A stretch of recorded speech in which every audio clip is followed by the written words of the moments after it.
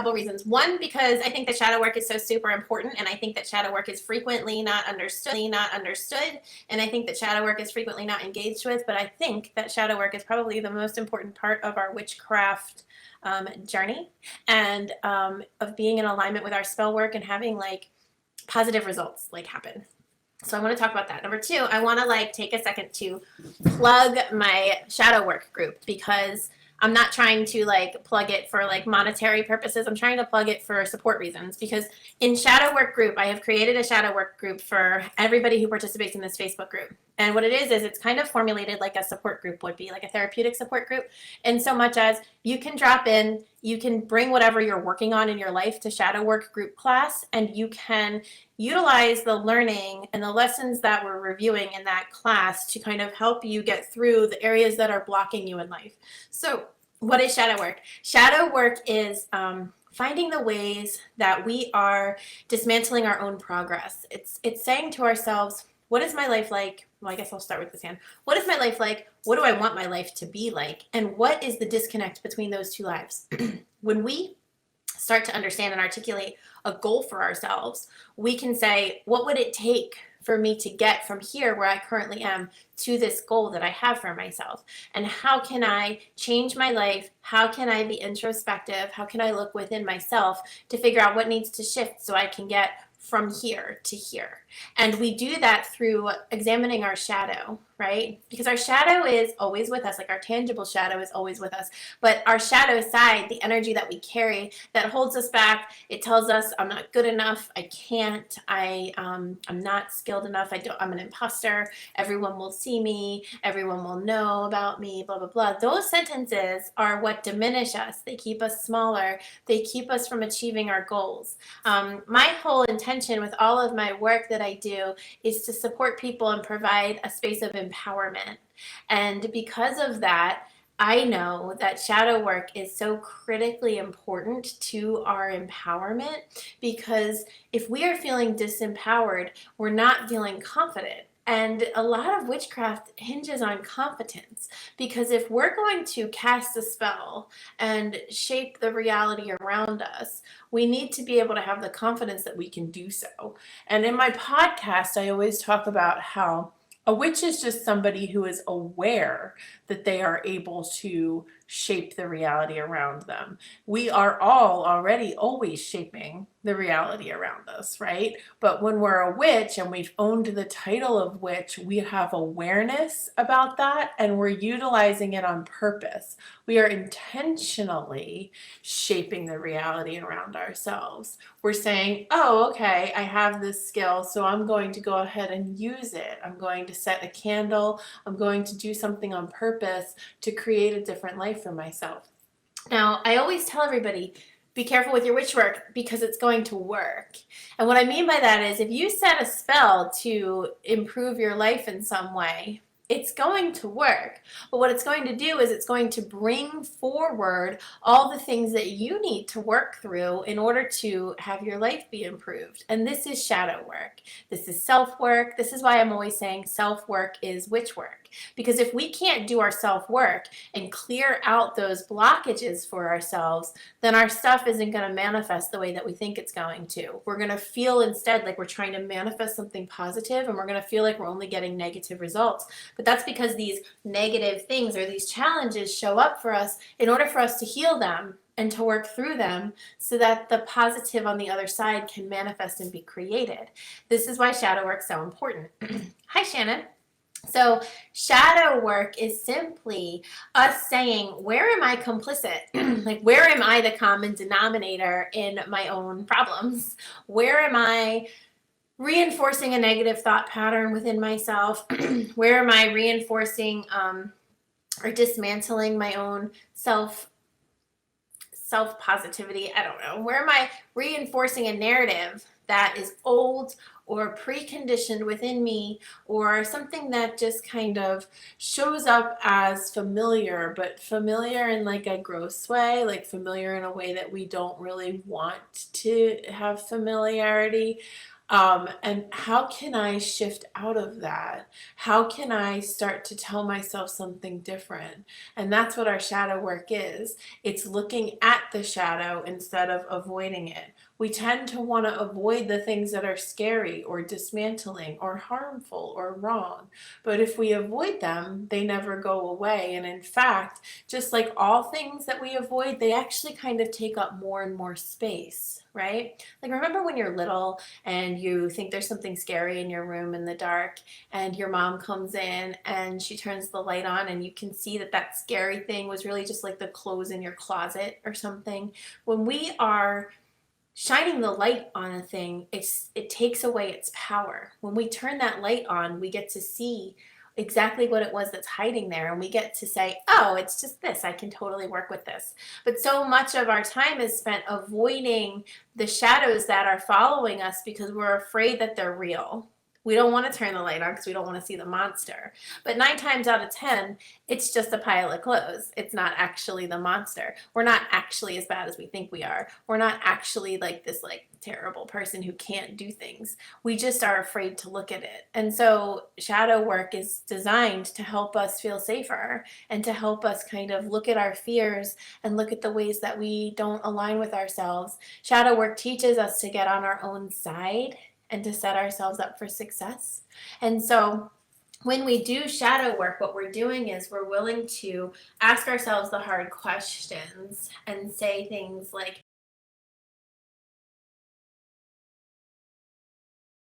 how am I showing up in a way that is not supportive of me? How am I setting myself up? Am I setting myself up for success? Am I setting myself up for failure? How do I start to shift my behavior and my inner thoughts so they can align with that world that I'm creating for myself? Because the person who lives here, they think about the world differently than the version of you who lives here. The person who lives here, they are empowered, they are confident, they are not diminished and afraid. They set themselves up for success. They know they can have the rewards of all of their hard work. They live in generosity, they live in compassion, they live in joy and effervescence. And this is what our self-work teaches us how to do. If we had been taught that from the jump, we wouldn't have to teach it to ourselves now. All of shadow work is really kind of like reparenting the self so that you can have the life that you want rather than the life that you were like set up for, right? Sarah, hi, I love you and I'm so glad to see more lives lately. Thank you. I'm so excited to be doing more lives lately. I am on this mission to restructure my time so that I am more available because this is my work, this is my heart space, and this is what I want to offer. And I just think it's so important to make self work and make magic and make witchcraft and make spirituality accessible to everybody. I don't think that it needs to hide somewhere and be only available to like rich people who are privileged in some way. I really think that this kind of work, witchcraft, magic, self work, is what's going to change not only the personal world that we each live in, but the collective world that we each inhabit. Because, you know, once upon a time, my guides told me I was feeling very like sad about the state of the world. And I was like, how do we change the world though? It's too big. And they said, all of your worlds are interconnected. You change the big world by changing the small worlds. You change the big world by changing your personal world. Because think about how many worlds you have that are interconnected with other people's worlds. Your world is interconnected to your children's world, or your partner's world, or your friend's world, or your family's world, or the world that you live in at work. And all of these worlds are interconnected. And so if you start to shape and change your world to be more in alignment with the vision that you want to have for the collective world, the big world, then slowly you changing your world gives permission to others to change theirs. And you showing up differently allows others to show up differently, and they model their lives after what you're doing. And it's this like domino effect that really does have a really large impact. I mean, just think about how fast a video can go viral somewhere. And if a video can go viral somewhere that quickly, imagine what you can do if you show up to yourself and you show up to your life and you're willing to take accountability and you're willing to make these small changes. So a question to ask yourself when you're beginning your shadow work is, what do I want my life to be like? And I don't want it to be tangible. See, when everyone was doing like the law of attraction and manifestation and The Secret and stuff, they were all like saying, well, my life will be perfect if I have a mansion and a special car and whatever. And I'm like, it's not about that, because I could take you right now and relocate you into a mansion, and would you feel fulfilled? And some people think yes, they would. But most people would find out that after like a week of buying whatever they wanted, they're still there with themselves, right? And so when you're saying to yourself, what do I want my life to be like? I don't want that to be based on anything tangible. I don't want it to be a certain career or a certain status. Like, I don't want it to be like, well, if I got married, I would feel like this, or if I had children, or if I had this certain type of job, or if I lived in this certain location. What I want you to say to yourself is, how do I want to feel in my life every single day? Because if you can articulate that to yourself, then that's the goal. I want to feel like this all the time. And one of mine was, I want to feel connected. Like, I want to feel like I'm always connected in my divine channel. Or I want to feel safe. Like, that's a good one, right? And so in order to feel connected, I have to connect. In order to feel safe, I have to be a safe person, not only to myself, but also to others. And this is how we get into the meat of our shadow work, right? It's like, why don't I feel connected, and how can I connect more? See, the question how is going to save you when you're doing your self-work. Therapy takes us into the whys so we can understand how we were set up for failure or success. It teaches us how we got to this place and how we became the person that we are. The question how, though, says, okay, I am this way. How can I change? How can I call in this world for myself? What do I need to shift or do? How can I be a more connected person? How can I be a safer person? And then you ask yourself, if I was more connected, what would I be doing on a regular basis? So we don't wait for the feeling to happen to us first. We use the external kind of markers to create the internal feeling. So if I want to feel more connected to spirit every day, I ask myself, am I connecting to spirit every day? Am I lighting a candle every day and just taking a second to talk to it? Because, you know, when I'm home, I always have a candle lit, and I have preset that candle. Every time I start a new candle, I say to it, when this candle is lit, I am inviting in the energy of my guides, and I am expressing immense gratitude to them. So when my guides see that candle, they know they are welcome, and they know that they are welcome from a space of gratitude within me. And every time I light that candle, I'm just like, thank you. And I feel more connected because I have a candle. Now, sometimes people do things because they've seen other spiritual people do them, and they're like, oh, spiritual people have a bunch of candles and incense going. But if you don't have any meaning ascribed to candles and incense going, it's not going to feel like anything to you. It's just going to feel performative, right? So talk to your stuff. Tell your candle why it's lit. When you light your incense, say, I'm sending this incense smoke up as a gratitude offering to the benevolent beings who are with me, you know? I'm connecting, right? Other ways you can connect on a regular basis are like, as you're dressing yourself, like sacred adornment, like I'm going to wear this shirt and I'm going to wear a black tank top underneath my clothes so that I'm protected from any energy that kind of comes through. And it's like a suit of armor for me. Or I'm going to wear this necklace to remind myself that the energy of the moon is always with me, and I'm connected to the moon. I'm signaling out to the moon that I see her the same way that she sees me. And we're doing things on purpose to create that energy, because if we want to live a connected life, we have to connect. If we want to live a safe life, if we want to feel safe, we have to be a safe person. And that means that when someone does something to you and you're immediately all riled up and like ready to fight or ready to like retreat or whatever your impulse is, you pause and you go, what would a safe person do here? How can I be safe to myself? Oh, I can ask a question and clarify. How can I be safe to this person? I can remind them, everything's okay. You're safe with me, right? And we can say those words to ourselves whenever we're not feeling okay. But we don't know to do those things unless we know what we're striving towards, which is that life you're creating for yourself, which has to be different than the life you currently have, because if you already had it, you wouldn't be creating it, right? So it's going to feel hard to go from point A to point B because it's different. But that's the work. That's the self-work. Because then imagine if you feel connected every single day and you know you are safe. Imagine how that translates to your magic and your witchcraft, right?